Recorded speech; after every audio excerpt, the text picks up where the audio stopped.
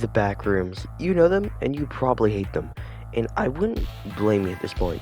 It just gets to a point where you just can't take the concept seriously anymore. There's a 1% chance of the plane flying back to the fronters. However, there's also a 99% chance of the plane crashing into a building in New York City.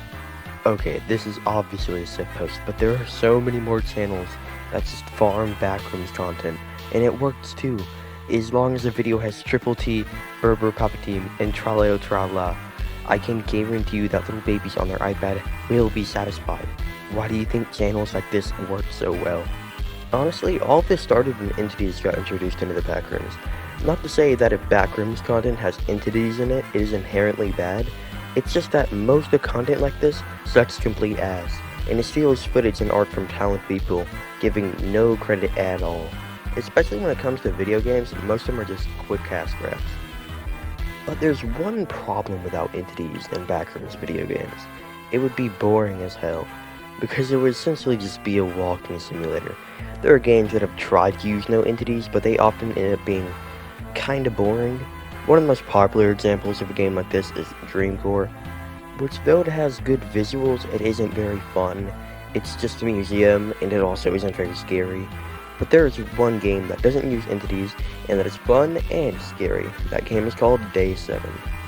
The name Day 7 has recently been changed to just Backrooms, which in my opinion is much worse. What brought this game to my attention again, after it being almost 8 years old, I think, is it recently got ported to consoles. I wonder why. Even though I think most lower-end PCs could run it just fine, I played it anyway, and the game was extremely good, genuinely. Even though it's a little rough around the edges, the story and horror are all done extremely well, and that's why I'm talking about it now. This is going to be a fairly short video, because this game is also very short. So, yeah, with that long intro out of the way, let's get into the video.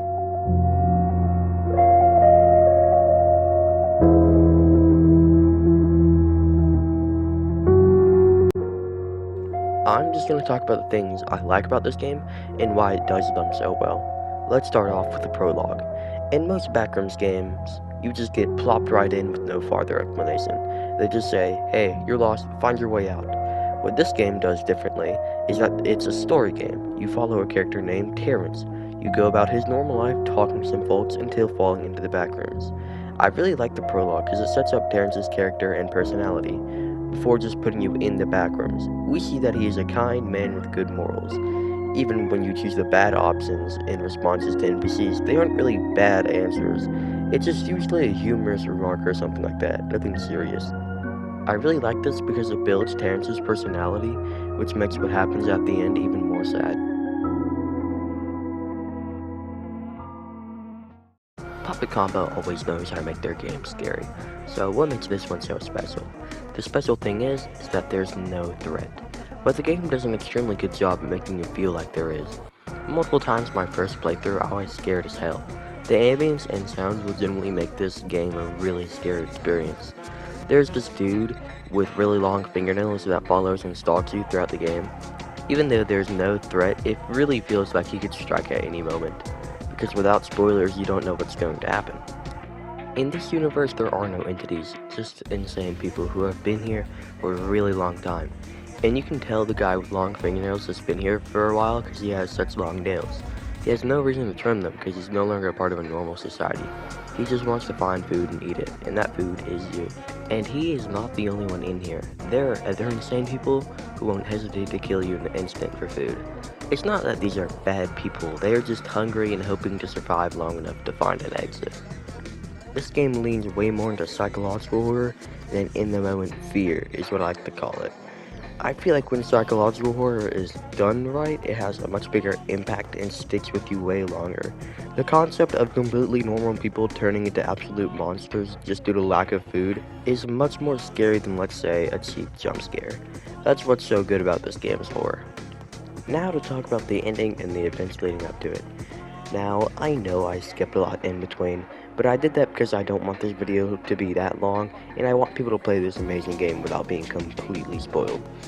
To start, about halfway through the game you meet Sally. She saved your life by giving you water earlier, and you have been looking for an exit with her for a while. After going to bed one night, you wake up to Sally being eaten by an insane man. That is likely the same man that killed the cop at the start of the game, due to Sally's body being similarly mutilated. After that, you and the insane man engage in a fight.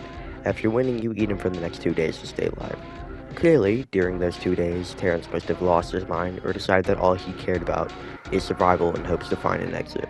So when he sees a girl calling for help, he kills her, and then the credits roll. I really like this ending because it shows what the Backrooms does to people, and it really leans into the horror of it all, and leaves a really good lasting impact. This is why I liked the prologue so much. If we were just put to the Backrooms, we wouldn't really have much to base Terrence off of. He could already be insane, and the prologue also makes the ending more impactful. Dark gritty catchphrase number 1. So yeah, that was my video.